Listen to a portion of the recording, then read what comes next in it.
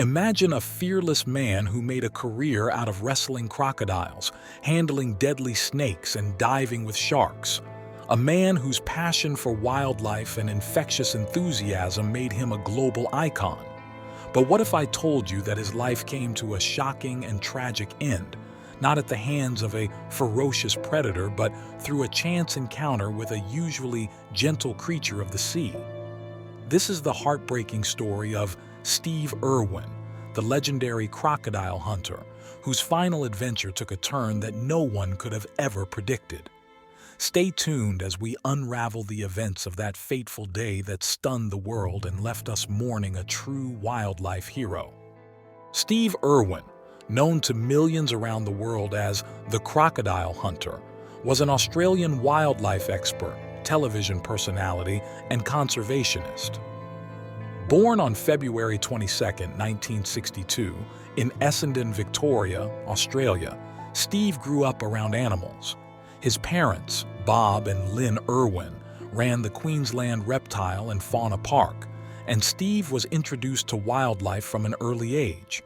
He quickly developed a love for animals, especially reptiles, and was catching his first crocodile by the age of 9.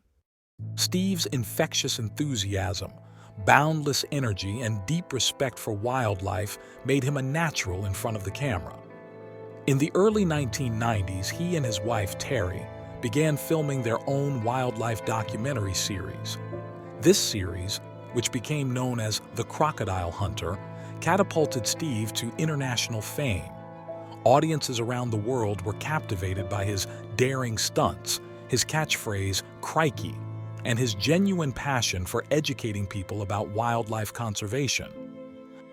Through his television shows, Steve Irwin became a beloved figure, not just for his work with dangerous animals like crocodiles and snakes, but for his dedication to protecting the environment.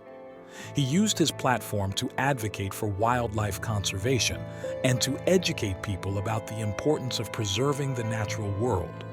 Steve and Terry turned the Queensland Reptile and Fauna Park into the Australia Zoo, which became a leading destination for wildlife conservation and education. By 2006, Steve Irwin had become a global icon.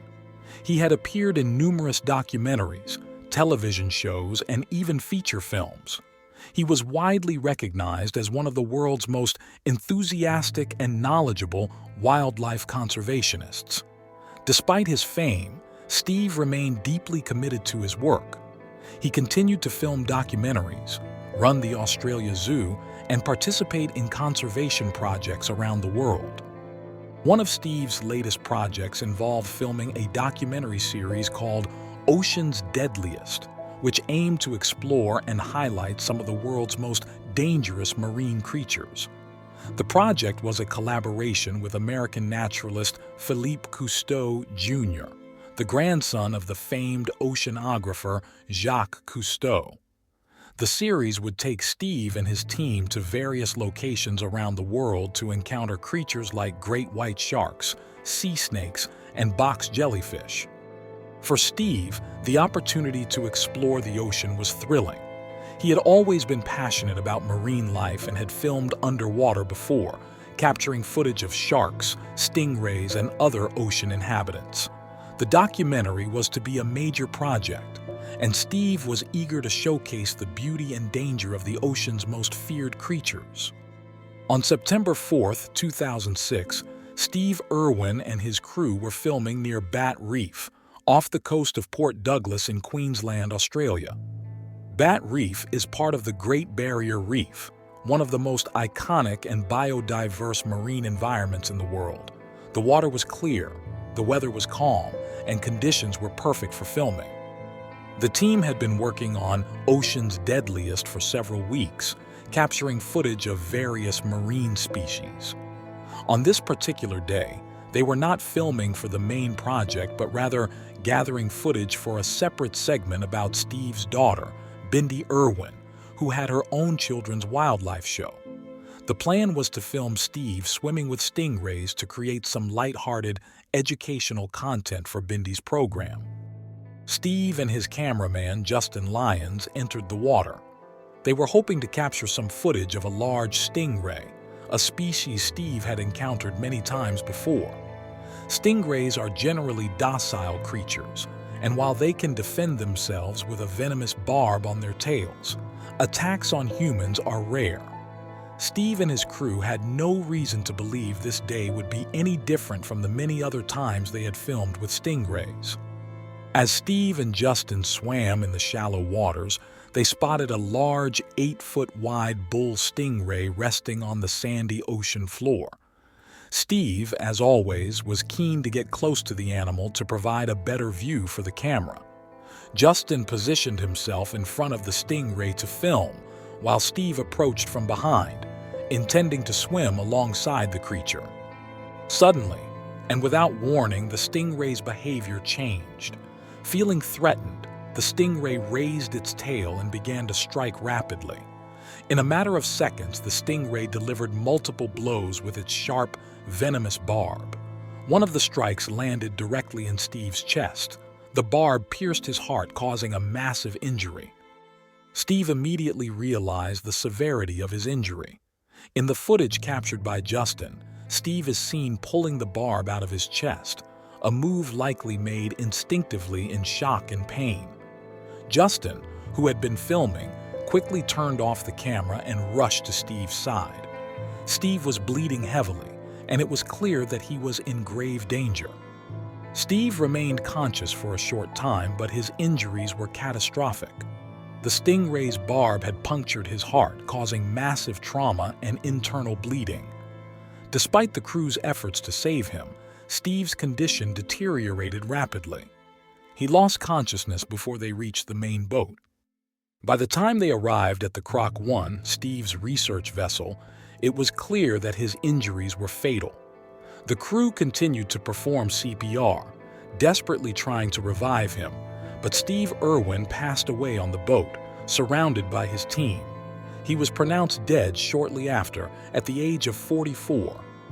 News of Steve Irwin's death spread quickly, shocking fans, friends, and colleagues around the world. It was hard to believe that the Crocodile Hunter, known for his fearless encounters with some of the world's most dangerous animals, had died in such a sudden and tragic manner. The incident was especially shocking because stingray attacks are incredibly rare, and fatalities from stingray injuries are even rarer. Steve Irwin's death was a devastating loss, but his legacy lives on through his family, his work, and the countless lives he touched. The Australia Zoo, which Steve and Terry had worked tirelessly to expand and develop, continues to thrive as a leading center for wildlife conservation and education. The zoo houses a wide variety of animals and is involved in numerous conservation projects around the world. Steve's children, Bindi and Robert, have followed in their father's footsteps, becoming passionate wildlife advocates and television personalities.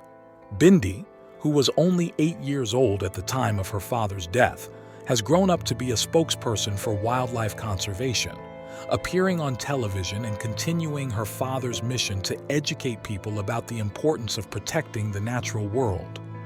Robert, who was just 2 years old when Steve died, has also embraced his father's legacy, working at the Australia Zoo and appearing on television to share his love of animals.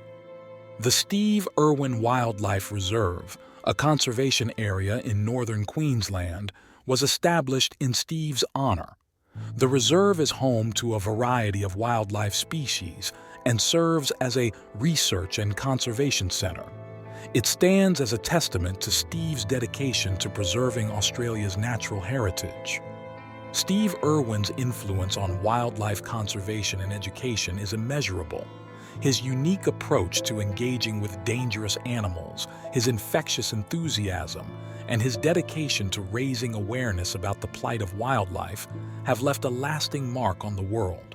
Through his television shows, Steve reached millions of people, inspiring them to care about animals and the environment.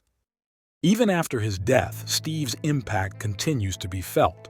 The work he started has inspired countless individuals to pursue careers in wildlife conservation, and to take an active role in protecting the planet's biodiversity. Steve's message of love and respect for all creatures resonates with new generations of nature enthusiasts, ensuring that his legacy of conservation and education will endure. Steve Irwin's life was a testament to the power of passion, courage, and a deep love for the natural world. His tragic death was a profound loss, but his spirit lives on in the work of his family, his zoo, and the many people he inspired. As we remember Steve Irwin, we honor a man who showed the world that it is possible to live with excitement, embrace the wild, and make a positive difference in the world. Thank you for joining me as we looked back at the life and tragic loss of Steve Irwin, the crocodile hunter. His passion for wildlife and conservation left an indelible mark on the world, inspiring millions to respect and protect the natural environment. Though he's no longer with us, his spirit lives on in every animal he saved and every person he inspired. If you found this story as impactful as I did, please give this video a thumbs up, share it, and don't forget to subscribe for more stories like this. If any of the content was distressing or brought up difficult feelings, please feel free to reach out to me directly. Thank you for watching, and let's keep Steve's legacy alive by continuing to care for our planet and its incredible wildlife. Until next time, take care and remember to stay curious.